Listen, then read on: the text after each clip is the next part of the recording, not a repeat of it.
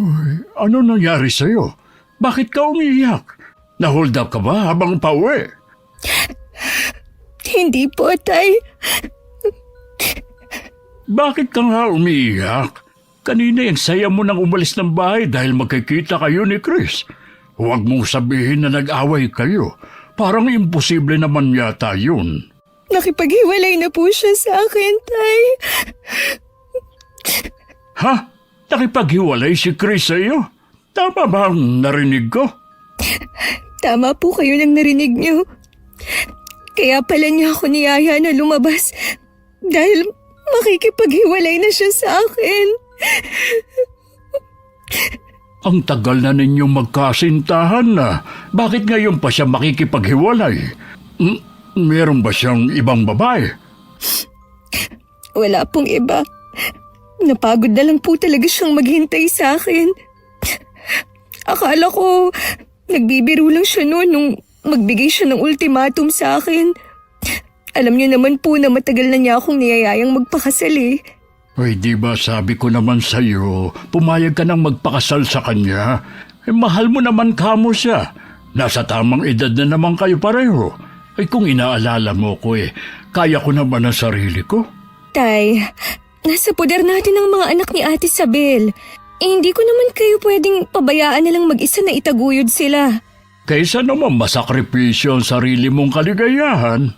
Kung magpapakasal po ako kay Chris, hindi ko na po mauuna ang pagtulong sa inyo. Maiiba na po ang prioridad ko. Mabuti sana kung magbabago pa si ate. Habang tumatagal lalo siyang lumalala eh. Patawarin mo ko anak. Kung wala akong magawa sa ate mo, masyado na kasing mahaba ang sungay niya. Kaya hindi ko na siya masupil. Naaawa na lang ako sa mga anak niya. Kasalanan din kasi yun ni inay. Sumalangit nawa ang kanyang kaluluwa. Masyado niyang pinasunod sa layaw si ate. Ayan tuloy ang nangyari. Tayong mga naiwan ang nagsasakripisyo. Huwag na nating sisihin ang inay mo. Baka hindi matahimik ang kaluluwa nun. Ilang beses na kasi nating pinalaya si Ate Isabel. Bumabalik pa rin siya dito. Katulad ngayon, 1 linggo na siyang hindi umuuwi. Baka pagdating niya, may laman na naman ang tiyan niya. Oras na magpabuntis uli siya. Kakalad ka rin ko na siya palabas sa bahay na ito. Huwag na niyang dadagdagan ng 8 niyang anak. Sana nga po, Tay. Sa totoo lang, pagod na rin ako eh. Mahal ko ang mga pamangkin ko. Pero pakiramdam ko, nauubos akong parang kandila. 3 ang anak ni Ate Isabel sa unang asawa. Hiniwalayan siya dahil nagsawa na sa ginagawa niyang pakikipagbarkada at panlalalaki. Dinala naman ng bayaw ko ang 3 nilang anak. Ang 5 mga batang naiwan sa amin ay iba-iba na ang ama. Buhay dalaga ang kapatid ko hanggang na mga sandaling to. Umuwi ka pa talaga rito? Saan pa ba ako uuwi? Dito bahay ko. Sino na naman ang sinamahan mong lalaki, ha? Sana tuluyan ka na lang sumama sa kanya. Hindi yung magpapabuntis ka na naman tapos dito itatambak. Trabaho po ang dahilan ng hindi ko pag-uwi ng ilang araw, hindi po lalaki. Sa tingin mo kaya mapapaniwala mo ko, ha? Di wag kayong maniwala. Sige nga, kung trabaho talaga ang dahilan, nasan ang kinita mo? Ibigay mo sa akin para panggastos ng mga anak mo. Ipinambayad ko na sa mga utang ko Tsaka alam niyo naman na hindi naman regular ang trabaho ko. Sapat lang ang kinikita ko para sa sarili ko. Kita mo na. Kaya hindi mo ko mapapaniwala na trabaho ang pinagkakaabalahan mo. Hindi ko naman kayo pinipilit na maniwala Pero sana wag niyo rin akong hanapan. Kahit naman hanapan kita, hindi ka rin naman nagbibigay kahit panggastos man lang ng mga anak mo. Aba, Isabel, kailan ka ba magbabago, ha? Lumalaki na yung mga anak mo. Hindi habang buhay nandito kami ng kapatid mo. Kung tingin niyo po masama akong ina, di sana nasa tiyan ko pa lang ang mga yan pinatanggal ko na. Hindi mo nga pinalaglag. Sa amin mo naman pinasa ang responsibilidad mo bilang ina nila. Kaya minsan ayoko na umuwi dito sa bahay na to Hindi ko man lang maranasan ang katahimikan. Katahimikan pala ang gusto mo Di magtino ka. Ayusin mo ang buhay mo. Tigilan mo ng pakikipagbarkada mo. Hindi ka na bata. Alagaan mo na lang ang mga anak mo rito. Kapag ako nakahanap ng mayamang lalaki, lalayasan ko na kayo. Yan ba ang tamang katwiran? Ha? Puro lalaki nasa isip mo. Sa tingin mo kaya aasenso ka sa paghahanap mo ng mayamang lalaki? Ako na nagsasabi sa'yo. Sa ugali mo yan, lalayo ang swerte sa'yo. Patutunayan ko sa inyo na mali kayo. Oras na yumaman ako, huyo kayo sa akin. Kahit hindi mayaman ang makuha mo, basta dalhin ka na lang niya kung saan. Malayo sa amin para wala na kaming sakit ng ulo. Tuwing dumarating si Ate Isabel, palagi na lang mainit ang pagtatalo nila ni Itay. Sanay na rin ang mga kapitbahay namin sa lakas ng mga boses nila. Araw ng sahod ko. Kaya bumili muna ako ng mga kailangan sa bahay at baon ng mga pamangkin ko. Nadatnan ko naman si Ate Isabel sa sala. Nilampasan ko lang siya at dumiretso na ako sa kusina. Sumunod naman siya sa akin. Sahod mo nga pala ngayon kaya ang dami mong pinamili. Huwag mo ngang pakialaman yan. Baon yan ng mga anak mo. Ang damot mo naman. Parang 1 piraso lang eh. Sakto lang yan, pambaon nila ngayong linggo. Bakit kasi hindi mo pa pinasobrahan? Sa taas ng mga bilihin ngayon, kailangan talagang mag-budget. Buti sana kung nag-aabot ka hindi naman. Ano, sesermonan mo rin ako? Hindi na, dahil pagod na rin ako sa'yo. Hindi ka naman nakikinig Pero mula ngayon, kargo mo na ang sarili mo. Hindi ka na pwedeng humingi ng perang panggastos mo sa akin. Parang hindi ka kapatid Titikisin mo na ako ngayon ha? Pasalamat ka nga ako na ang nagpapaaral sa mga anak mo Tapos gusto mo pang magpakargo sa akin. Swerte mo naman. Hindi naman iba sa'yo ang mga bata Mga pamangkin mo sila. Natural na tustusan mo ang pag-aaral nila dahil may trabaho ka at dalaga pa. Kung buhay pa ang inay, sungal-ngal na naman yung bibig mo sa kanya. Kailan mo ba maiisip na responsibilidad mo ang mga anak mo, ha? Dalaga ako, ate. Pero hindi ko magawa ang mga gusto kong gawin. Ang dami kong isinasantabi para sa mga pamangkin ko.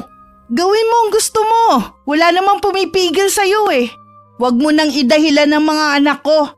Malalaki na ang mga yan, hindi na naman alagain Paano ko nga magagawa ang mga gusto ko kung sa mga anak mo lang napupunta ang sahod ko? Akala mo naman hindi tumutulong sa'yo ang itay. Saan napupunta ang pensyon ng itay ha? Sa gastusin dito sa bahay. Sa ilaw, tubig at pagkain. Akala mo yatang laki ng pensyon ng itay. Ikaw pa talaga ang may ganang paghanapan kami. Maghahanap na ako ng trabaho para wala na kayong maisumbat sa akin. Matagal mo nang bukang bibigyan. Pero hanggang ngayon, hindi ka pa rin nagkakaroon ng matinong trabaho. Kung meron man, kulang pa sa mga luho mo sa katawan. Kahit paano hindi ko na hinihingi sa inyo. Kung buhay lang sana ang inay hindi ganito ang sitwasyon ko. Kasi nga kinukonsinti niya ang mga mali mong ginagawa. Laging ako ang mali sa paningin niya. Kahit ginagawa ko na lahat para sa pamilya natin. Huwag mo sabihin na hanggang ngayon naiinggit ka pa rin sa akin. Sa tingin mo kaya may dapat pa akong kainggitan sa'yo ngayon? Minamaliit mo ba ako? Hindi ko ugali namang maliit ng kapwa ko. Lalo na ng kapatid. Kaya wag mo rin akong sasabihan na naiinggit ako sa'yo. Siguro nagsiselos lang ako noon sa atensyon na ibinibigay sa'yo ng inay. Pero matagal ko nang natanggap yun. Nahinto lang ang pagtatalo namin nang dumating ang itay.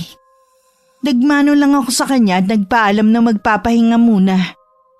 Ang itay na lang ang nagtuloy ng pag-aayos sa mga pinamili ko. Ano na naman ba ang pinagtalunan nyo ng kapatid mo?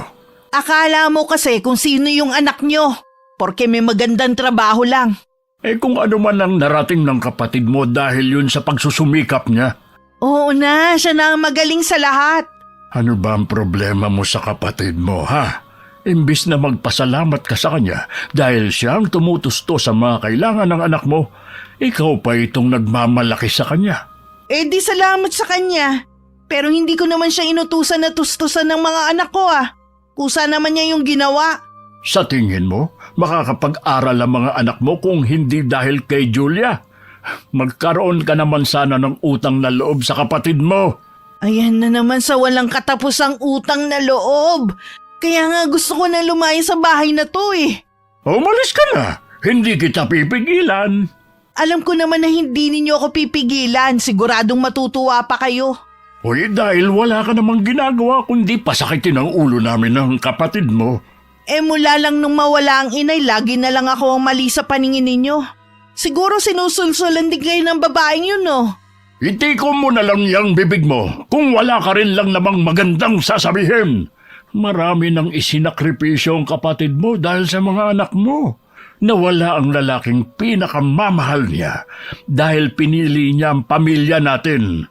Kung wala ka rin lang maitutulong, manahimik ka na lang. Ano po bang nangyari sa kanila ni Chris? Naghiwalay na sila dahil hindi na niya mahintay ang kapatid mo. Dahil hindi niya maiwan ang responsibilidad niya sa mga anak mo. Bakit parang ako ang sinisisi nyo? Pwede naman siya magpakasal kay Chris, ah. Ay sige nga, kaya mo bang pag-aralin ng mga anak mo? Hindi ka makapagsalita ngayon. Puro ka kasi yabang. Makaalis nga muna. Nakaka-bad trip naman sa bahay na to. Ay sige, umalis ka. Diyan ka lang naman magaling sa pagliliwaliw. Isang buwan na rin na maghiwalay kami ni Chris. Gusto ko sanang iwasan na makibalita. Pero ang mga kaibigan ko naman ang laging nagkukwento. Sabi nila may bago na daw nililigawan si Chris. Ang bigat tuloy ng dibdib ko na makauwi sa bahay. Ang mga bata po, Ay, nagpaalam na manunood ng liga ng basketball. Ay, hindi ka ba manunood? hindi po tay. Wala naman akong hilig manood ng mga ganong laro eh. Ay, para malibang ka naman sana. Napansin ko kasi pagkagaling sa trabaho nagkukulong ka lang sa kwarto mo. At kakaunti ka rin kumain. Pagod lang po ako sa trabaho, kaya mas gusto kong magpahinga. Hindi mo naman kailangan na itago. Alam kong nasasaktan ka pa rin sa paghiwalay ninyo ni Chris. Ay talaga bang wala ng pag-asa na magkabalikan pa kayo? Malabo na po tay. May nakapagsabi po sa akin na may bago na siyang nililigawan. Ang bilis naman yata. 1 buwan pa lang kayo naghihiwalay ah. Gusto na po kasi nun mag-asawa. 35 na po kasi siya ngayong darating na birthday niya. Tingin ko, hindi kanya ganun kamahal. Ang bilis niya kasi makahanap Hindi dahilan yung gusto na niyang mag-asawa. Tanggapin na lang po natin na hindi talaga kami para sa isa't isa. Mabait at maganda ka. Sigurado na may makikilala ka na mas higit sa kanya. Hindi po muna siguro ako tatanggap ng manliligaw. Magfo-focus po muna ako sa trabaho ko at sa mga pamangkin ko. Ay, pasensya ka na, anak ha. Kung dahil sa amin naisasantabi mong sarili mong kaligayahan. Kagustuhan ko rin po ito. At saka hindi naman kayo pabigat sa akin Malaki nga po ang naitutulong niyo sa akin. Ay, minsan nga nagkukwentuhan kami ng mga pamangkin mo. Sabi nila, pagbubutihin nila ang pag-aaral para maging tulad ka nila. Sana nga wala sa 3 babaeng pamangkin mo ang magmana sa kanilang ina. Kina CJ at Sayo naman wala akong nakikitang problema. Mga bata pa lang responsable na. Basta po magabayan natin sila ng maayos, hindi po sila maliligaw ng landas. Kaya nga hatid sundo ko mga yon para nakikita ko kung sino mga nagiging kaibigan. At saka mainam din yung nakakakwentuhan mo para hindi sila naglilihim sa'yo. Wala na akong oras para makipagkwentuhan sa kanila. Madalas kasi na pagod na ako. Naiintindihan naman nila na kailangan mo magtrabaho para maibigay mo mga kailangan nila. Ay, si ate nga po pala. Umuwi na ba? Mula nung umalis nung 1 araw hindi pa rin umuuwi. Ang tropa niya ngayon sina Verna.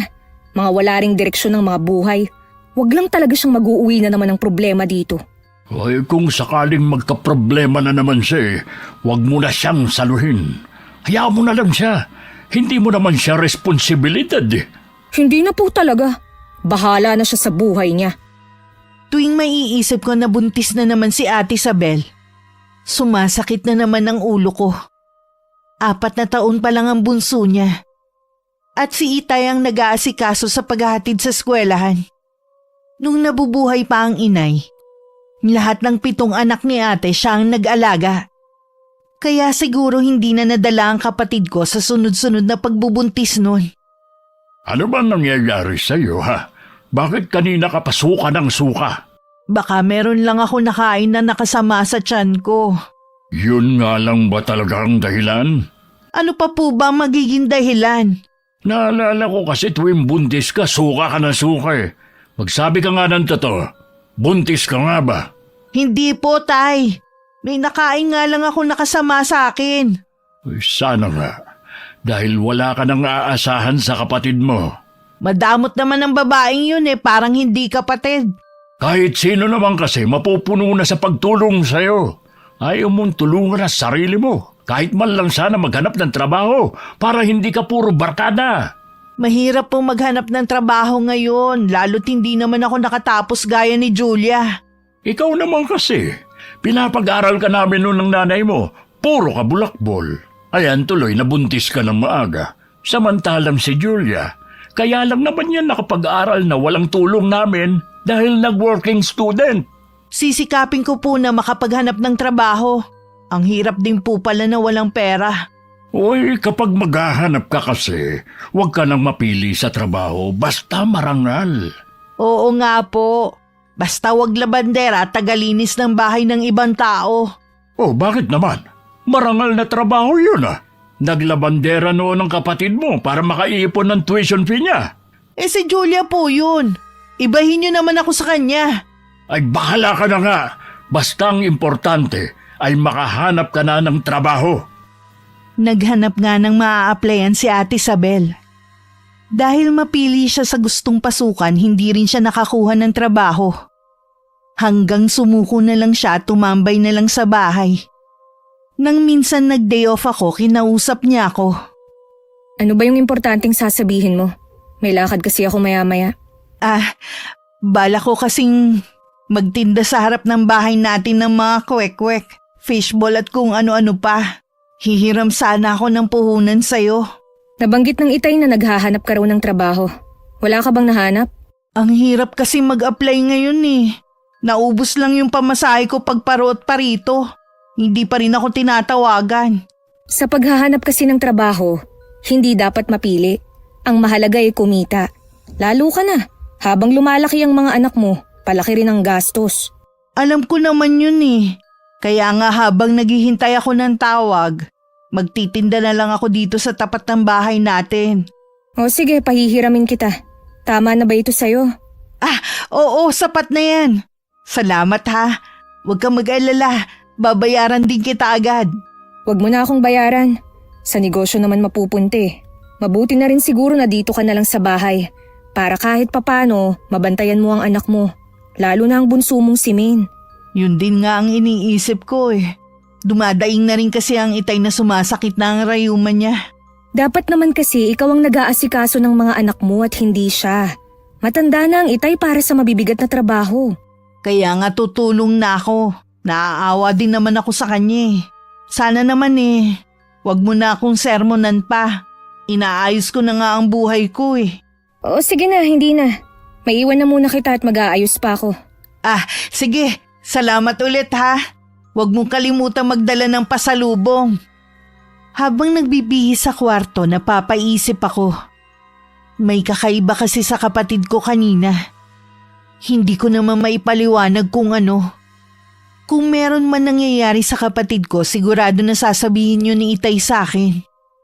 Maghapon ako nasa labas kasama ng mga kaibigan ko na bihira ko lang naman gawin. Pagdating ko sa bahay, umiiyak ang dalawa kong pamangkin. Bakit nag-iiyakan ng mga bata? Mga nagugutom kasi sila O bakit hindi mo pa sila pinapakain? Ganitong oras kasi tapos nang kumain ng mga yan nagsasaing pa lang kasi ang kuya nila. Kasi naman madilim na nang umuwi galing sa bahay ng kaibigan. Hindi ko alam kung totoo sabi gumawa sila ng project. Nagsasabi ng totoo ang anak mo. Ang itay nasaan? Nagpaalam na may pupuntahan. Hanggang ngayon wala pa rin. Ikaw, anong ginawa mo maghapon? Bakit hindi ka man lang nagluto ng hapunan? Kasi kagigising ko lang. Napabangon nga ako dahil nag-iiyakan ng mga bata Minsan ka na nga lang maiwan mag-isa dito sa bahay, hindi ka man lang nagluto. Ang tamad mo talaga. Tamad talaga ako. Di sana umuwi ka ng maaga para magsaing. Inuuna mo pa kasi ang gala mo Anong sinabi mo ha? Mga anak mo ang kakain, hindi ibang tao. Tapos babanatan mo ako ng ganyang mga salita. Wala ka talagang kwentang ina. Sino ba naman ang gaganaan na pagsilbihan ng mga batang to? Wala naman silang galang sa akin eh. Hindi ko nga mautusan. Paano kanila igagalang? Hindi ka naman nagpakananay sa kanila kahit kailan. Huwag mong kalilimutan na dinala ko sila ng 9 buwan sa tiyan ko. Kaya karapatan ko na hingin na irespeto nila ako. Ikaw lang ang nagluwal sa kanila. Pero kami ang nag-alaga sa kanila. 1 buwan ka pa lang nga nakakapanganak nun. Nandun ka na sa mga kaibigan mo at nagbubuhay dalaga ka na agad. Kung hindi ka talaga magbabago, hindi ka magagawang mahalin ng mga anak mo. Paano sinisiraan mo ako sa kanila? Kaya malayo ang loob nila sa akin. Hindi ko na kailangang gawin yun. Alam nila kung sino ang tunay na nagmamahal at nagmamalasakit sa kanila. Di ikaw na ang mahal nila. Sana lang panindigan mo ang pagiging pangalawang ina mo sa kanila. Dahil mula ngayon, wala na akong pakialam sa kanila. Panindigan mo rin sana na hindi ka na magbubuntis ulit. Dahil wala ka nang aasahan sa amin ng itay. Natigilan naman si Ate Isabel bago siya tumalikod at pumasok sa kwarto. Ako na lang din ang nag-asikaso sa mga pamangkin ko. Kinabukasan na kami nagkausap ni Itay dahil malalim na rin ang gabi nang dumating. Nag-away daw kayo ni Isabel kagabi. Yan ang sabi ng mga apo ko sa akin kanina. Nadatnan ko kasing nag-iiyakan ng mga bata kagabi. Yun pala, hindi pa nakakapagluto. Maghapon lang siya nakahilata sa kwarto niya. Wala na talagang pakialam ang kapatid mo sa mga anak. Ayaw pala niya ng responsibilidad eh. Bakit siya nagparami ng anak? Tapos iba-iba pa ang tatay at wala man lang suportang natatanggap ang mga bata. Paano tayo maghahabol ng suporta? Hindi rin alam ng kapatid mo kung sino ang ama ng mga anak niya. Dahil sa kanya, kaya inatake ang inay niyo noon. Akala ko po ba may sakit lang ang inay. Kaya siya inatake dahil sa komplikasyon. Nalaman kasi ng inay mo na buntis na naman siya noon. Yun nga, kay Maine. Tinatanong siya ng inay mo, pero hindi daw niya alam. Habang nagtatalo sila, doon na nga inatake ang inay niyo. Kung umasta siya ngayon, akala mo wala lang sa kanya ang nangyari. Subukan lang niyang magpabuntis ulit. Wala na talaga siyang makukuha sa akin na suporta. Huwag kang magsalita ng tapos. Paano kung malagay sa peligro ang buhay ng kapatid mo? Hindi mo ba siya tutulungan? Depende po sa sitwasyon. Kung buntis siya at hihingi na naman ng tulong sa akin, suluhin niya ang problema niya. Hindi naman siguro na dahil may edad ng ate mo. 36 na rin siya. Hindi naman niya ako pwedeng asahan dahil hindi ko alam kung paano mag-alaga ng sanggol. Hindi katulad ng nanay niyo na matyagang nag-alaga sa mga anak niya. Mabuti nga at nakatulong kanya sa pag-aalaga kay May noon. Siya nga pala tay, binigyan ko ng pampuhunan ng ate. Gusto daw niyang magtinda sa tapat ng bahay natin. Di maganda. Para pumirmi siya rito sa bahay. Makakasama pa niya lagi ang mga anak niya. Kaya nga po hindi na ako nagdalawang isip na bigyan siya. Kesa naman wala na siyang ginawa kundi ang sumama sa mga kaibigan niya. Kahit nagkakagalit kayo, tinutulungan mo pa rin siya. Huling tulong ko na po yun sa kanya. Dadalawa na nga lang kayong magkapatid Hindi pa kayo magkasundo. Wala po kasing pinagkatandaan si ate. Puro siya pahirap sa buhay natin at sa mga anak niya. Ang gagawin lang naman niya mahalin ng mga bata. Hindi pa niya magawa talaga. Siguro nga, hindi pa talaga handa ang ate mo para maging ina. Bakit kasi siya nagparami ng anak? Ano, balak niya lang gawing pabrika ng mga bata itong bahay natin? Napupundi na rin ako sa pangangaral sa kapatid mo. Pero hindi talaga siya nakikinig sa akin. Dapat po dyan kay ate iniiwan mag-isa para magtanda. Hindi nga marunong tumayo sa sariling pa Sa tanda niyang yon, asa pa rin sa atin. Kapag napuno talaga ako sa kanya, kakalimutan ko na siya bilang kapatid at isasama ko kayo ng mga bata para umalis dito. Solohin niyang mag-isa itong bahay. Ang aga-aga tuloy sira na ang araw ko bago pa pumasok sa trabaho. Maghapon tuloy mainit ang ulo ko at wala akong imik. Pag-uwi ko sa bahay, gumanda lang ang mood ko nang ipakita sa akin ng mga pamangkin ko ang card nila. Lahat matataas ang grade. Nangako na lang ako sa kanila na ilalabas ko sila sa day off ko. Wow! Ang galing mo talagang pumapil sa mga anak ko, no? May pasuhol ka pang ilalabas mo sila sa day off mo. Ano naman ngayon? Lagi ko namang ginagawa yun sa kanila. Ay, oo nga pala. Paano mo malalaman? Nasa labas ka nga pala kasama ng mga kaibigan mo. Tumigil na kayong dalawa. Mabuti pa maglayo muna kayo. Hayaan niyo siya, Tay. Hayaan niyo siyang sabihin ng mga gusto niya. Wala namang kahihiyan ng babaeng yan eh. Imbis na magpasalamat na lang sa akin, nagagalit pa. Paano hindi ako magagalit? Inaagaw mo sa akin ng mga anak ko. Kasalanan ko ba kung mas malapit sila sa akin, ha? Kasalanan ko ba na mas kinikilala nila akong ina kesa sa'yo? Dapat kasi sa pinansyal mo lang sila suportahan. Hindi yung inaagaw mo na ang posisyon ko. O sige nga, natatandaan mo ba nung huling nagpalit ka ng diaper ng bunso mo? Wala kang maalala. Kasi nga, 1 linggo ka pa lang nung nakakapanganak, ang iksi na ng suot mo at nandun ka na sa mga tropa mo. Habang kami ni Itay, salitan sa pag-aalaga sa anak mo.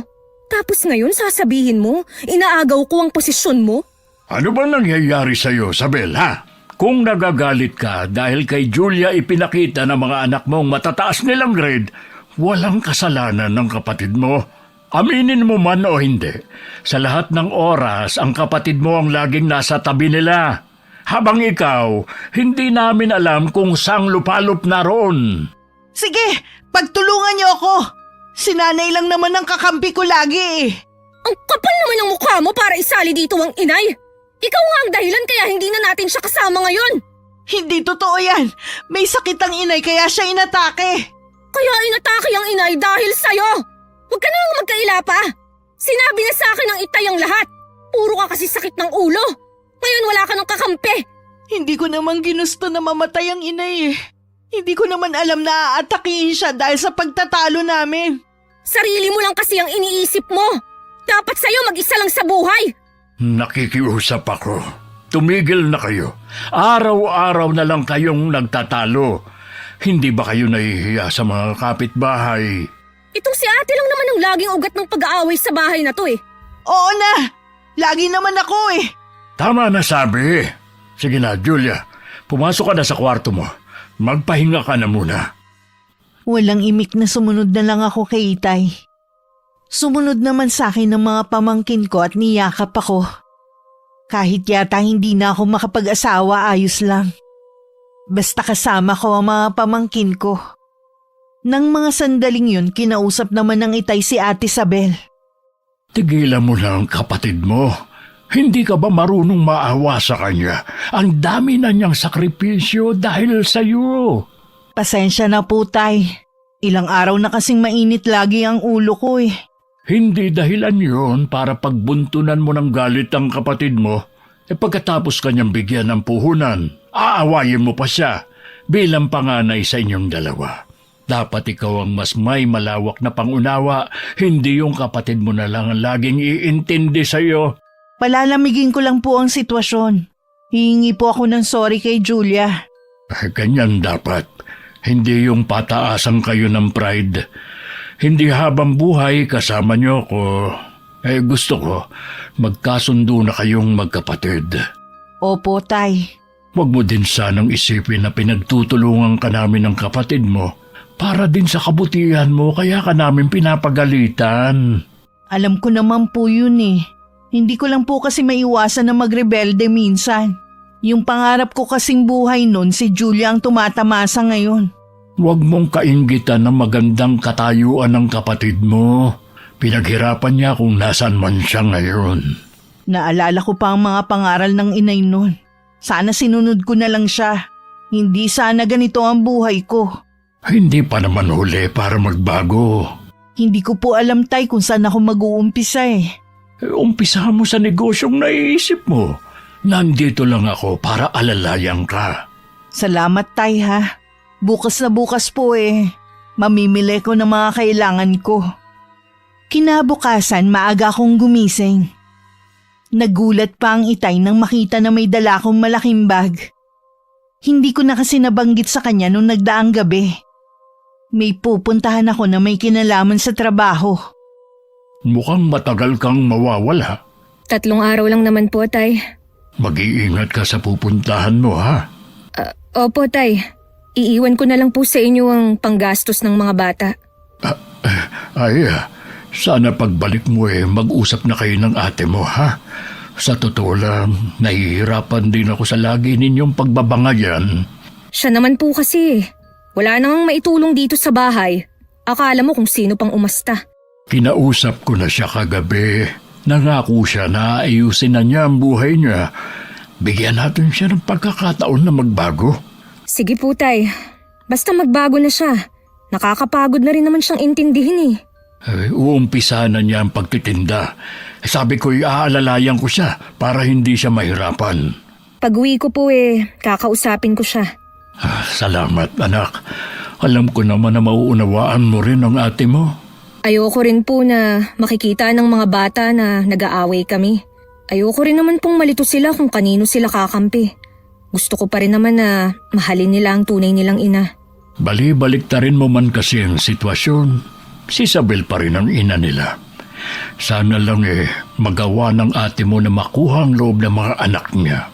Magagawa niya yun kung gugustuhin niya. Sige, Tay. Baka dumating na ang sundo ko. Sa labas ng bahay na lang ako maghihintay. Si tatay ang katukatulong ni ate sa pagtitinda niya sa tapat ng bahay namin. Sa loob ng 3 araw matumal ang naging benta niya. Sa kabila ng marami naming kapitbahay at matao sa lugar namin, halos mga bata lang ang bumibili. Bakit pinasok mo na agad ang paninda mo? Ay, wala naman pong bumibili. Hoy, ilang araw ka pa lang namang nagtitinda sumusuko ka na agad. Wala pa kasing nakakaalam na nagtitinda ka dito. Sabi ko nga sa mga anak mo dapat ipagkalat sa lugar natin na may tinda tayo. Bukas na lang po ako magtitinda ulit. Napapagod na ako Gusto ko na muna matulog. Paano mo mababago ang buhay mo kung ang bilis mo sumuko at mapagod? Sa tingin ko po ang reputasyon ko sa lugar na to ang dahilan para hindi bumili sa akin ng mga tao. Ikaw lang ang nag-iisip sa bagay na yan. Siguro kung kasing tinulang ako ni Julia, baka marami din akong kaibigan dito. Di madami ang bibili sa akin. Kung ano-ano na naman yung sinasabi mo, kung ayaw mo magtinda, di sige, bukas na lang. Paano ako nito mag-uumpisa?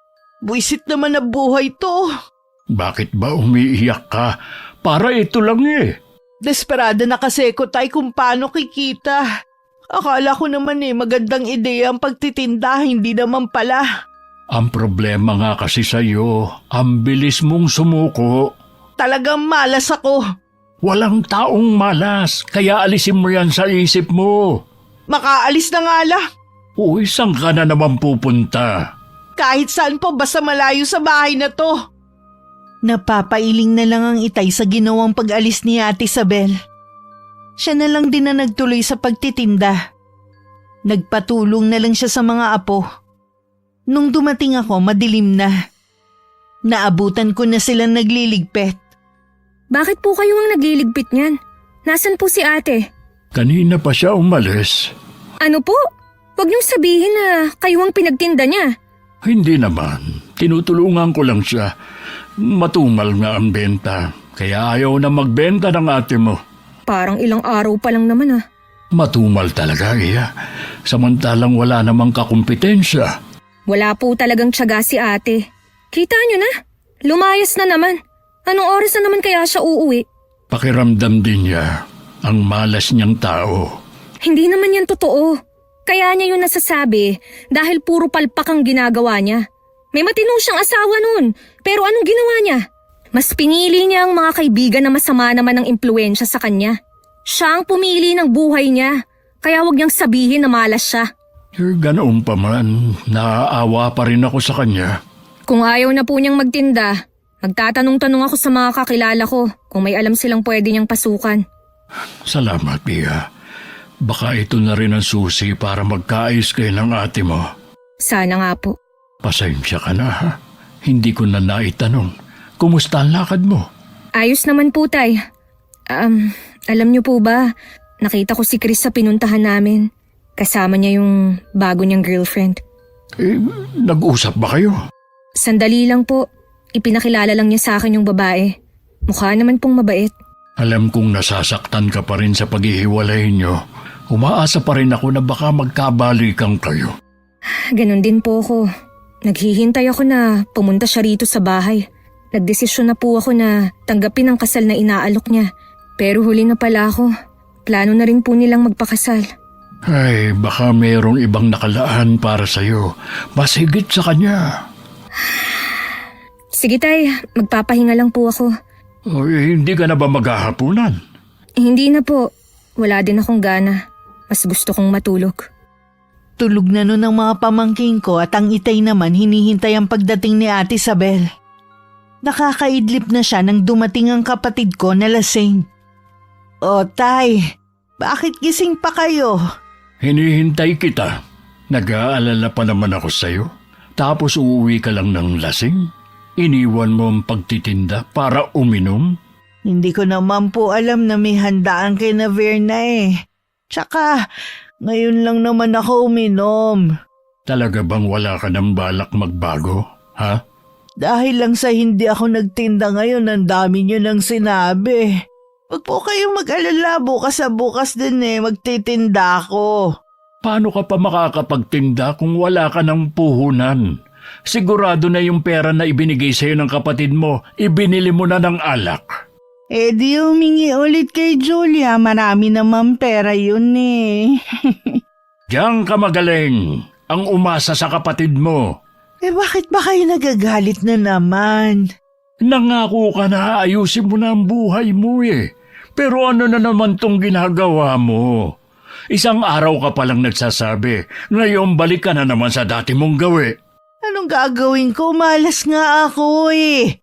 Kahit anong gawin ko, mailap ang swerte sa akin. Puro na lang kasi malas ang lumalabas sa bibig mo eh. Magsumikap ka kasi para magbunga na maganda ang gagawin mo. Hindi yung konting hirap lang sumusuko ka na. Ang dali naman sabihin yan dahil wala kayo sa sitwasyon ko eh. Ginusto mo naman na malagay sa ganyang sitwasyon na. May matinukang asawa at pamilya noon. Pinagpalit mo lang sa mga kaibigan mo at sa panlalalaki mo. Matagal nang tapos yun. Pinagsisihan ko lang ginawa ko. Hindi pa ba sapat na iniwan ako ng asawa ko at 3 anak? Tama lang na iwan ka. Imbis na magtinukay, lalo ko pang nagpakasira. Hindi ka na naawa sa mga anak mo. Pwede ba, tay? Bukas nyo na lang ituloy ang paninermon nyo. Inaantok na ako eh. Huwag kang bastos. Kinakausap pa kita. Huwag ka munang tumalikod. Bukas na nga lang sabi. Paulit-ulit naman yung sermon nyo sa akin eh. Dahil paulit-ulit din yung ginagawa mo. Mabuti pa lumayas ka na sa bahay na ito. Hindi ako aalis sa bahay na to. May karapatan din ako dito, hindi lang kayo ni Julia. Kung hindi ka aalis, kakalad ka rin na lang kita palabas. Subukan nyo lang. Magkakamatayan tayo. Hindi na nakapagsalita pa ang itay nang itulak siya ni ate. At parang walang nangyari na naglakad papasok ng kwarto. Natitigilan naman ng itay. At napahawak pa sa dibdib at hinagod-hagod yun. Lingid sa kanya narinig ko lahat ng pagtatalo nila. Tinanghali ka na yata ng gising ngayon. Kanina pa nakapasok ang mga bata. Wala po akong pasok ngayon. Narinig ko po kagabi ang pagtatalo niyo ni Ate Isabel. Ay, hindi ko na alam ang gagawin sa ate mo. Umuwi na naman siyang lasing kagabi at naubos na ang puhunan niya sa pagtitinda. Kahit naman po kasi tulungan natin siya. Kung ayaw niyang tulungan ng sarili niya, baliwala po ang mga ginagawa natin para sa kanya. Hindi ko na alam ang gagawin sa kanya. Hayaan niyo na lang po siya.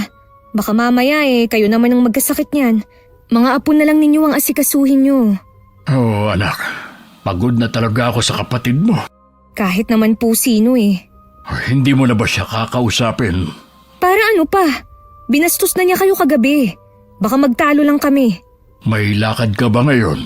Dito lang po ako sa bahay. Bakit niyo po naitanong? May lakad kasi kami ni Paring Obet. Baka gabihin ako. Ikaw na muna ang bahala sa mga pamangkin mo, ha? Ako na po ang bahala sa kanila. Ako na rin po ang bahalang sumundo kay Maine sa daycare. Salamat, anak, ha? Maiwan na muna kita at gagayak na ako.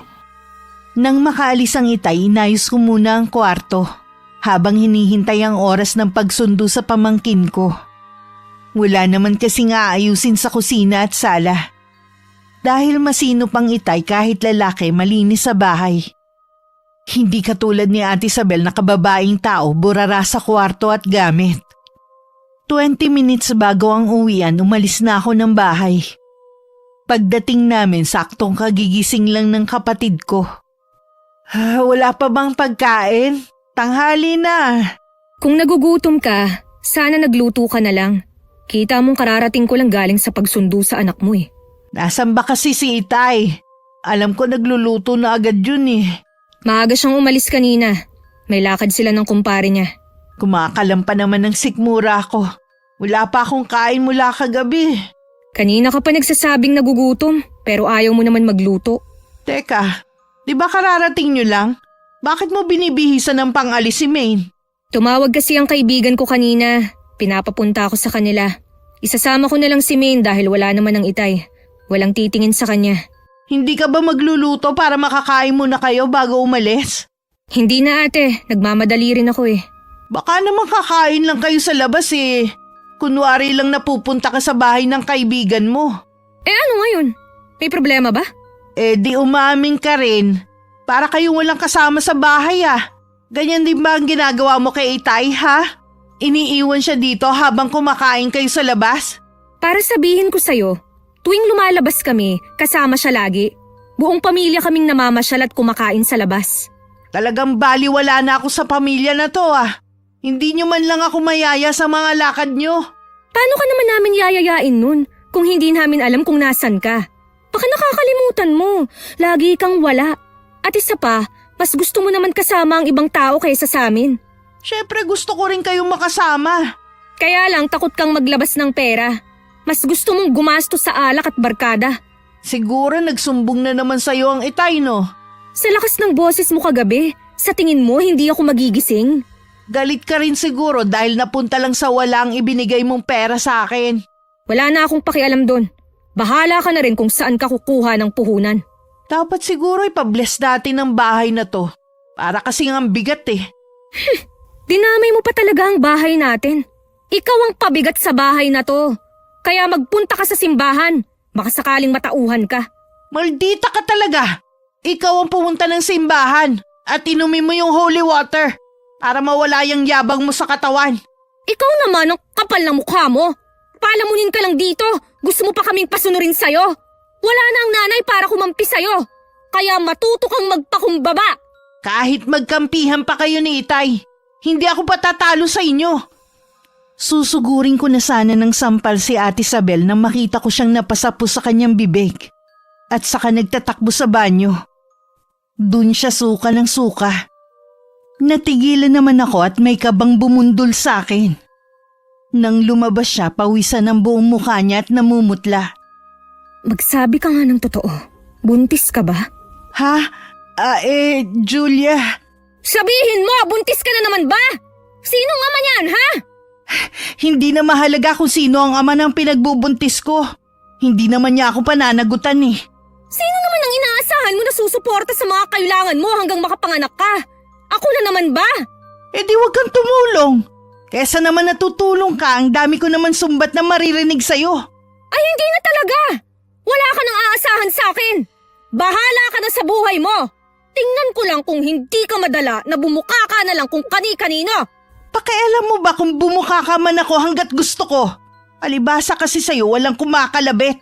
Iniwan ka na ni Chris dahil sa sama ng ugali mo. Hindi na siguro siya makatiis sa'yo. Oo, iniwan ako ni Chris. Pero hindi dahil sa ugali ko. Sa ilang beses niyang pag-aalok sa akin ng kasal, ilang beses ko rin siyang tinanggihan. Dahil alam mo kung bakit? Ha? Mga anak mo ang lagi kong pinipili. Hindi ko sila matiis. Habang bubuo ako ng pamilya, may iiwan sila sa isang tabi kasama ng walang kwenta nilang ina. Kaya pasalamat ka. Dahil iniiwan ako ni Chris. Hindi ko alam kung tinamaan ba si Ate Isabel. Hindi na kasi siya umimik. Hinila ko na lang ang kamay ng pamangking ko na nagsisimula ng umiyak. Pagdating sa bahay ng kaibigan ko, sa kanya ko ibinuhos lahat ng nasa dibdib ko. Maging ang pagkakatuklas na buntis na naman ng kapatid ko. Nang makauwi ng bahay, nadatnan ko na ang Itay. Alam niyo na po tayong kalagayan ni Ate Isabel. Binabalaan kita, Julia. Huwag kang makialam sa akin. Ako magsasabi kay Itay. Sigurado naman ako na patatagalin mo pa ang pagtatapat. Kaya ako na ang magsasabi. Ano na naman ba ang dapat kong malaman, ha? Sabihin mo na, Julia. Buntis po si ate. Sigurado, hindi na naman niya alam kung sino ang ama. Sabi na nga ba minsan na kitang tinanong pero sabi mo hindi ka buntis. Patawarin niyo ko, Tay. Hindi ko naman sinasadya eh. Puro na lang hindi mo sinasadya. Lagi na lang. Kung hindi ka marunong maawa sa sarili mo, sana sa amin maawa ka. Lumayas ka sa bahay na ito. Sumama ka sa lalaking nakabuntis sa'yo. Tay, maawa na po kayo. Huwag niyo akong paalisin. Puro problema na lang binibigay mo sa amin eh. Suluhin mo ang pagbubuntis mo. Lumayas ka! Kung ayaw mong kalad ka rin kita palabas. Sinisiguro ko sa iyo, wala kang makukuhang mga gamit mo. Wala na po akong mapupuntahan eh. Ang sabi ko, puntahan mo ang nakabuntis sa'yo. May asawa po siya. Hindi po niya ako mapapanagutan. Wala ka na bang kahihiyan, ha? Kung wala ka sanang makuhang seseryoso sa'yo, sana nakontento ka na lang sa mga anak mo. Sila na lang sana ang minahal at inalagaan mo. Hindi ko naman po alam na lolokohin niya ako eh. Sabi niya hiwalay na sila ng asawa niya. Sa tanda mong yan, nagpaloko ka pa sa mga pambobola? Ang sabihin mo, ginusto mo rin. Sino ang lalaki nakabuntis sa'yo? Sino siya?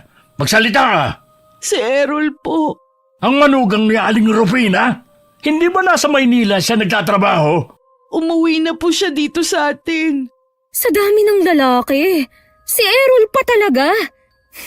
Alam mo bang may sakit sa puso ang asawa niya? Paano kapag nalaman niya? At hindi ka ba talaga natatakot kay Aling Rufina, ha? Wala akong pakialam sa matandang hukluban na yon. Magsama sila mag-ina. Pwes, hintayin mo ang karma mo.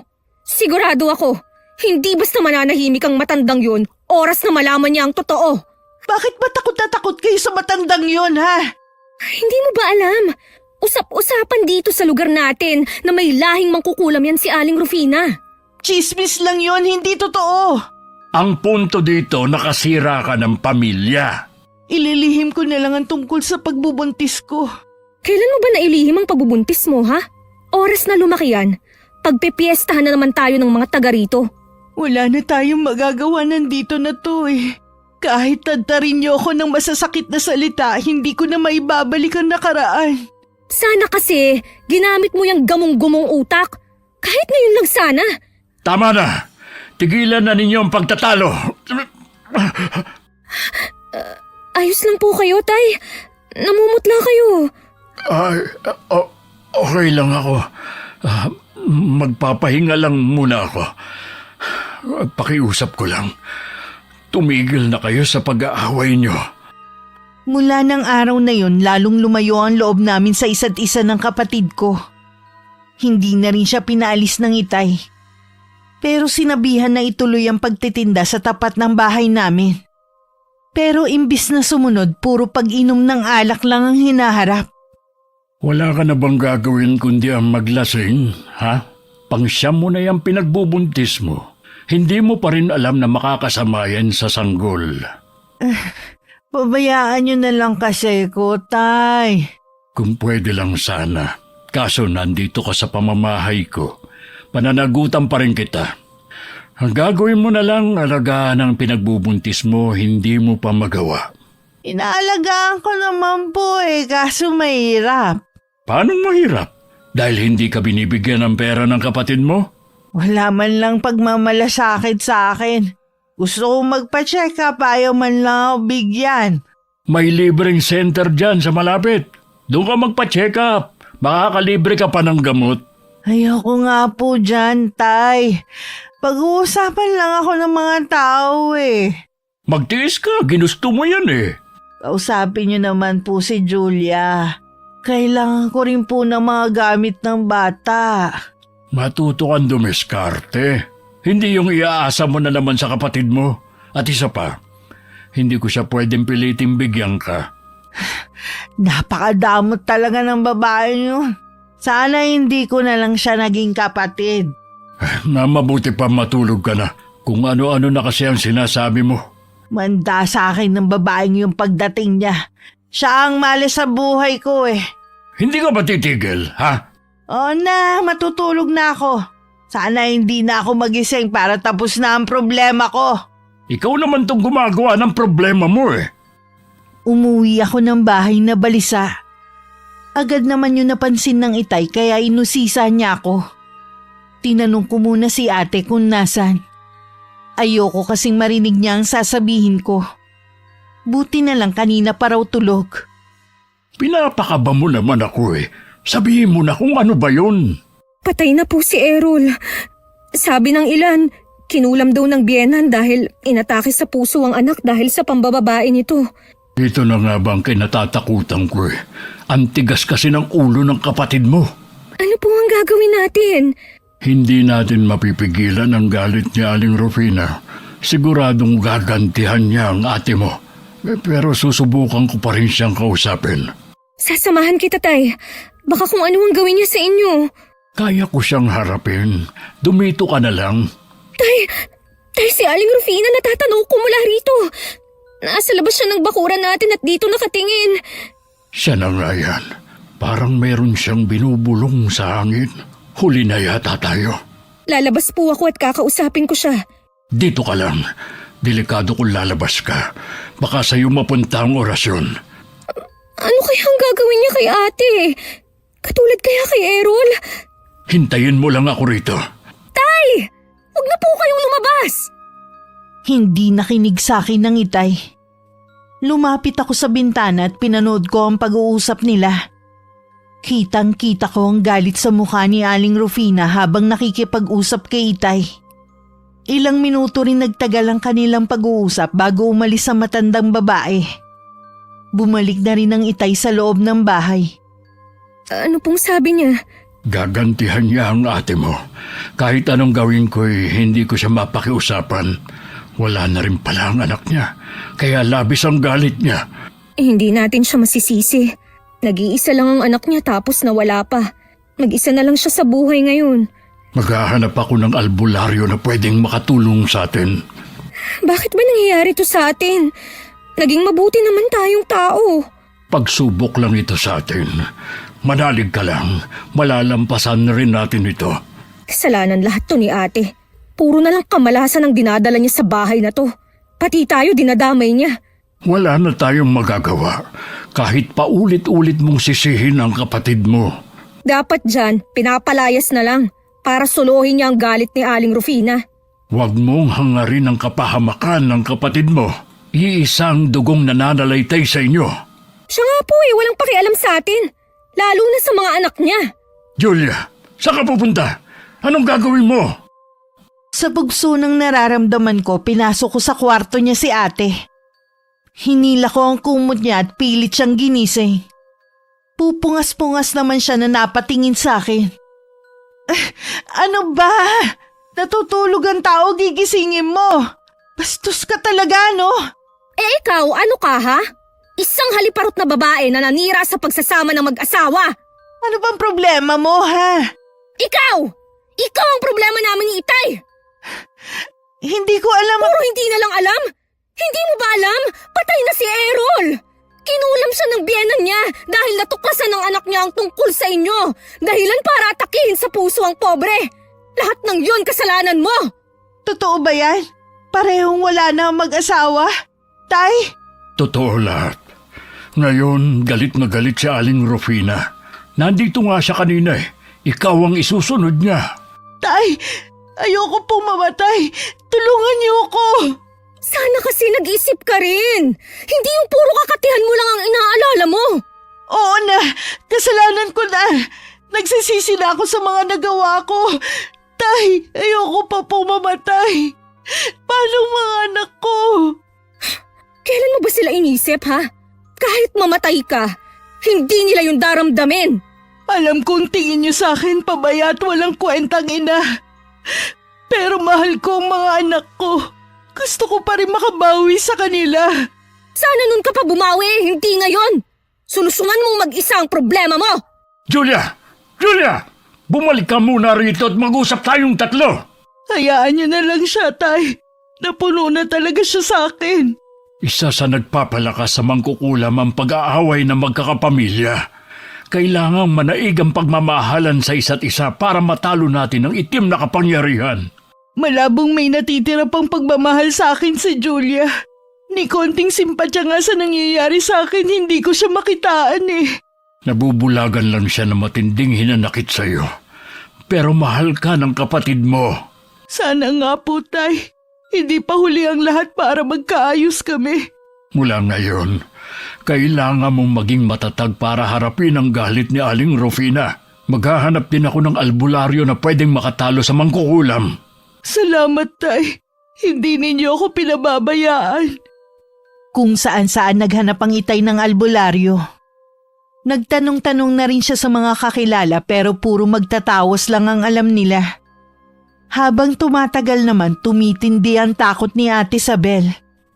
Hindi rin kasi siya makalabas ng bahay dahil tuwing gagawin niya yon, parang tinutusok ng libo-libong karayom ang talampakan niya. Marahil isa yun sa mga ginawa niyang orasyon. Ayaw kanya makalabas ng bahay para hindi mo matakasan ng kanyang paghihiganti. Humingi kaya ako sa kanya ng kapatawaran. Pinuntahan ko siya sa bahay nila pero wala na siya. Walang nakakaalam kung saan siya lumipat. Talaga nagtago na siya para hindi natin matuntun. Nakahanap po ba kayo ng albularyo? Hindi pa, anak. Pero marami naman ang tumutulong sa atin para makahanap. Bakit hanggang ngayon wala pa rin? Huwag kang mawalan ng pag-asa. May awa ang Panginoon. Maririnig din niya ang mga dasal natin. Baka sa sobrang sama ko na kaya hindi niya pinakikinggan ang mga dasal ko. Huwag mong sabihin yan. Kahit ang pinakamasamang tao sa mundo, pinakikinggan niya. Ikaw pa kaya na nagsisisi sa mga nagawang pagkakamali? Lagi masama ang pakiramdam ko, Tay. Tuwing hapon nilalagnat ako. Alam ko meron nangyayari sa loob ng katawan ko. Hindi kaya dahil sa pagbubuntis mo? Pakiramdam ko, Tay, patay na ang sanggol sa sinapupunan ko. May iba sa loob ng katawan ko at yun ang gumagalaw. Pipilitin kong makahanap ng albularyo. Kahit manghihilot, magsasama ako dito para matignan ka. Hindi ako makapaniwala sa itsura ni Ate Isabel ngayon. Sobrang payat niya kasi at parang hindi na dinadaluyan ng dugo ang katawan niya sa sobrang putla ng balat. Luwa na rin ang mga mata niya at kita ang mga buto sa leeg. Nakaumbok na rin ang mga gauod na ugat sa mga binti niya. Naglalagas din ang buhok niya. At maging mga kuko niya ay nangingitim na rin. Papasok ka na ba sa trabaho? Oo. Mag-iingat ka sa biyahe ha. Sabi sa balita may bagyo daw ngayon. Kaya pala makulimlim ang langit. Ilang buwan na yung tiyan mo? 7 o 8 na siguro. Hindi ka sigurado? Hindi ka ba nagpapacheck up? Hindi Kahit kailan talaga irresponsable ka. Nandyan lang ang center Tinatamad ka pang pumunta. Kasi Oo, alam ko na. Nahihiya kang makita ng mga tao sa labas na ganyan ang itsura mo. Yan pa ba ang mahalaga sa'yo, ha? Hindi mo man lang iniisip ang ipinagbubuntis mo. Iha, gustuhin mang lumabas ng ate mo, hindi niya magawa.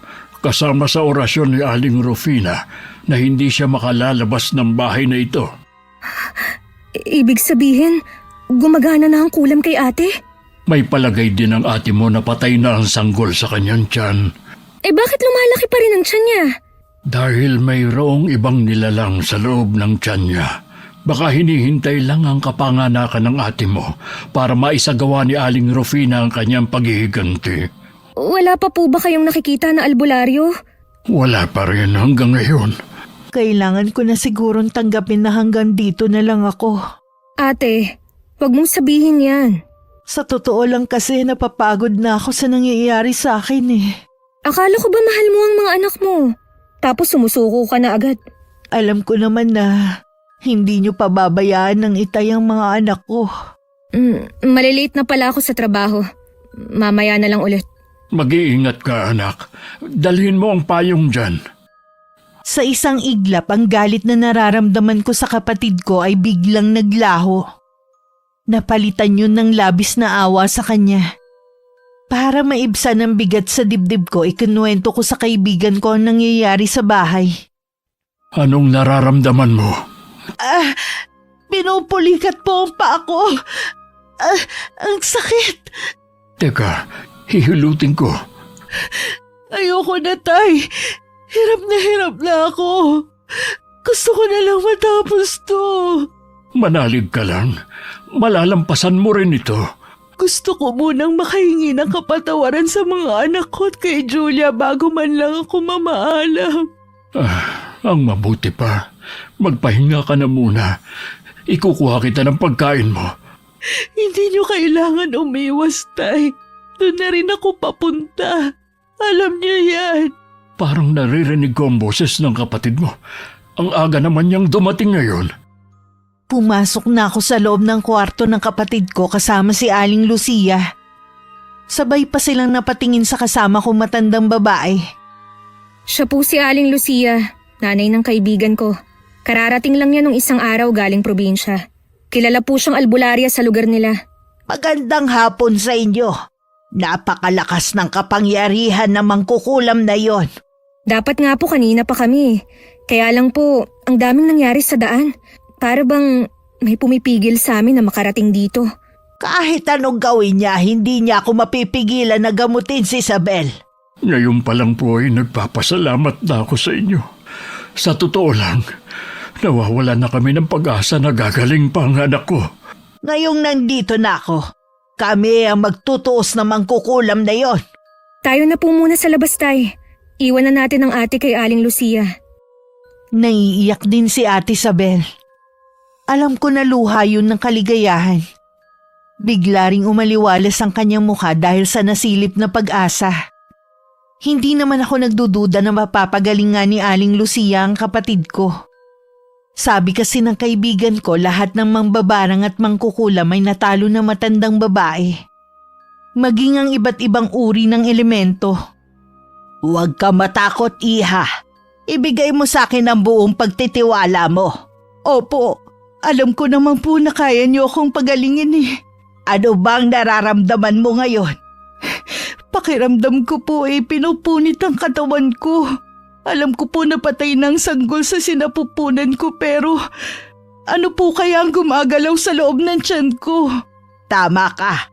Patay na ang iyong anak. Nadamay siya sa galit na mangkukulam na yon. Kailangan nating mailabas ang sanggol na yan. Paano niyo po ilalabas ang sanggol kung hindi pa naman po ako manganganak? Umupo ka at isandal mo ang ulo mo. Inumin mo to. Katas to ng iba't ibang uri ng herbal na mula pa sa lugar namin sa probinsya. Sige na, inumin mo na. Bakit po ganito ang amoy? Ganyan talaga yan. Sige na, ubusin mo. Ang pait. Nakakasuka. Tiisin mo lang. Gumiginhawa nga po ang pakiramdam ko ngayon. Maya-maya lang epekto na yan. Habang nag-uusap kami ng Itay, narinig namin na sumigaw si Ate Isabel. Akma sanang papasok ang Itay nang pigilan ko. Hayaan na lang po natin sila. Alam ni Aling Lucia ang ginagawa niya. Hindi ko lang kasi maiwasan na kabahan pa din. Sana pagkatapos nito, tuluyan ang magbago si Ate Isabel. Mga anak na lang niya ang pagtuunan niya ng atensyon. Sa tingin ko naman ay matututo na ang ate mo. Umiiri na si ate. Hindi kaya manganganak na siya? Pero patay na ang nasa tiyan ng ate mo. Baka kailangan yung alisin sa katawan ni ate. Dahil yun ang papatay sa kanya. Ang mabuti pa, bilinan mo muna ang mga apo ko na sa kwarto muna sila. Huwag ka mong lalabas hanggat hindi ko sinasabi. Ayaw kong masaksihan nilang nangyayari sa nanay nila. Sige po, Tay.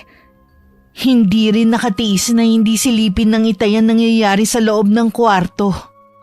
Labis ang sindak na naramdaman niya na makita kung paano lumabas sa bibig ni ate ang malahiganting bulate. Ang sanggol ay nasa higaan at wala ng buhay. Binuhat yun ni Aling Lucia at saka lumapit kay Itay. Kailangan mabendisyonan ang sanggol na ito bago mailibing. O di kaya sa sagradong lupa niyo siya ibaon. Kailangan gawin niyo na agad bago pa magising ang sanggol at maging halimaw.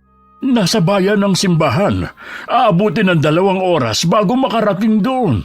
Wala ba kayong kapilya rito? Wala eh. Hindi dapat abutin ng ganong katagal. Mas malapit po ang sementeryo dito sa amin. Doon na lang namin ibabaon ng anak ni ate. Benditado ang lupa doon. Sige, magmadali na kayo. Hindi ko pa pwedeng iwan ang ate mo. Ayaw pa rin kasi magpatalo ng mangkukulam na yon. Hindi ko inaasahan na ganun pala siya kalakas. Kumpara sa mga nakaharap ko na dati. Halika na tay. Huwag na tayong mag-aksaya ng oras. Dala ang piko na tanging meron sa bahay, pinuntahan na namin ng sementeryo. Kung saan nakalibing ang inay. Naghukay na si tatay sa lupa habang panay ang dasal ko. Nang hawakan ko ang sanggol para sana ilagay sa hukay, bigla yung gumalaw. Napasigaw naman ako sa takot. Mabilis ko na yung inihagis sa hukay at tinabunan ni Itay ng lupa. Bago namin nilisan ang lugar, nag-alay muna kami ng dasal. Hindi ko akalain na mararanasan natin ang ganitong nakakatakot na karanasan. Ang importante tapos na. Ayos na kaya si ate? Sa tingin ko magaling na siya ngayon. Naawa ko sa anak ni ate na nadamay lang sa galit ni Aling Rufina. Lagi nating isama sa dasal ang anak niya. Pagdating sa bahay, naabutan namin na pinupunasan ni Aling Lucia ang kapatid ko. Kapansin-pansin na bumalik na sa dati ang katawan at kulay ni ate. Mahimbing din ang tulog niya. Kumusta po ang anak ko? Maayos na ang lagay niya. Bukas na siya magigising. Siguradong gutom siya kaya paghandaan niyo siya ng pagkain. Ay, salamat sa inyo. Tatanawin namin na malaking utang na loob ang ginawa ninyong pagliligtas sa anak ko. Ano po ang nangyari kay Aling Rufina? Nakipagkasundo siya sa akin kapalit ng buhay niya. Lalayo na lang daw siya at hindi na kayo gagambalain pa. Patawarin niyo na siya. Isa lamang siyang inang nangungulila sa kanyang anak. Oo naman po. Hindi naman matigas ang puso namin. Tsaka may kasalanan din po ang ate kaya nangyari ito sa kanya. Lagi niyong tatandaan na hindi kailanman mananaig ang kasamaan. Kinabukasan nagising si ate na pagkain agad ang hinahanap. Parang 1 linggo siyang hindi pinakain. Nakatingin lang kami ni Itay sa kanya habang may ngiti sa labi. Masaya kami dahil magaling na si Ate Isabel. Pasensya na kayo kung para akong patay gutom. Hindi ko talaga mapigilan eh. Kumain ka lang. Para talaga sa'yo yan. Gusto ko rin magpasalamat sa inyo. Kahit pasaway ako at puro sakit ng ulo ang ibinigay sa inyo, hindi niyo ako sinukuan. Mahal ka namin ate. Kaya hindi ka namin susukuan. Pangako aayusin ko na ang buhay ko. Hindi ko sasayangin ang pangalawang buhay na ibinigay sa akin. Para din naman sa'yo. Kung bakit gusto namin na magbago ka. Habang nasa bingit nga ako ng kamatayan ang dami ko napagtanto ng mga mali kong nagawa. Hindi ko na ulit babalikan yun. Salamat naman at nagkaayos na kayong magkapatid. Sana'y tuloy-tuloy na yan. Makalipas ang 1 buwan, may trabaho na si Ate Isabel sa isang bakery. Unti-unti niyang tinupad ang mga pangako niya sa amin. Lalo na sa mga anak na magbabago at sa kanila na lang itutuon ang panahon. Isang araw na wala akong pasok, dinalaw ko ang puntod ng inay. Malayo pa lang ako, napansin ko ng hinukay ang lupa na malapit sa puntod. Nakumpirma ko nga yun. Hinukay ang pinaglibingan sa sanggol ni ate. Napaantanda na lang ako. At nag-usal ng dasal na sana mali ang hinala ko. Lumipas naman ng ilang linggo na walang kakaibang pangyayari sa lugar namin. Wakas. Okay, shoutout po tayo.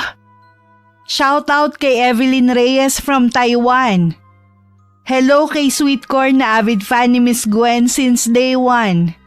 Hi kay Hermaline Anonuevo from South Korea. Hi kay Rosalina Bugayong na laging present. Shoutout sa Berondo at Carillo family from Tembao, Laguna. Hello kay CJ. Hi kay Lydia Lopez na laging present. Salamat sa iyo. Hello kay Aslim Lisa from Singapore. Hi kay Lynn Hasegawa at sa mga anak niya na sina Ellie Jane, Giancarlo, Ryuichi, Katsumi at kay Kanami from Ibaraki, Japan. Hi kay Dexter Baguhin ng RJ's Bakery. Jonalyn Barameda from Las Piñas, hello sa'yo. Hi kay Jingle Pabatal at sa Pabatal at Mangkaw family from North Cotabato. Hello kay Ces from Brunei. Shout out sa asawa ni Tolits na si Arian Aquino ng Lumban, Laguna. Hi kay Jay Landagan from Davao City. Hello kay Emily Bianan from Saudi Arabia. Hi kay Annex Manzano from Pangasinan. Hi kay Marisa Villanueva from Italy. Hi kay Monet Taningco from Singapore. Shout out kay na Alvin na Tonton ng S Magno Advertising. Hello sa mag-asawang sina Brenda at Michael from Fujairah, UAE. Shout out kay Jomar Gutierrez at sa buong Gutierrez family. Hello kay na Marie at Ke. Hi kay Mayre Notarte from General Santos City. Hello kay Marivic Rantosa from Muntinlupa. Hi kay AZ Girl from Iligan City. Hello po kay na Ma'am Myra, MJ, Alex, Joanna, Meruel, Sir June, Sir Alex, Sir Ryan at kay Rog ng Sales and Marketing Department na laging nagpapakain. Shoutout galing kay Megs. Isidro Tamaliwan from Tugigaraw. Hi kay Roseda Bakel from Sultan Kudarat, Maguindanao. Hello kay Sunny Colina. Shout out sa Arangale and Duklayan family from San Jose Occidental, Mindoro. Hi kay Rosaline Vicariato from Kuwait. Hi kay May Sofia from Angeles, Pampanga. Hello kay Josephine Bonducan. Hello kay Shari from Japan. Hi kay Charmaine Basmayoruelo from Bicol. Hello kay Mary Jane Gonzalez from Kapalonga, Camarines Norte.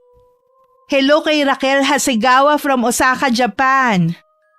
Hi kay Jeep Vic Bernaldez from Taguig. Hi kay Lenny Nicolas from Nueva Ecija. Hello kay Chandler De Guzman from South Korea.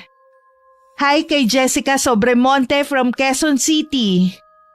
Hello kay Lalaine Cuestas from Belgium. At hello kay Melinda Pacaira from Hong Kong. Maraming salamat po sa pagsuporta nyo at pakikinig. Hanggang sa susunod, ingat, God bless.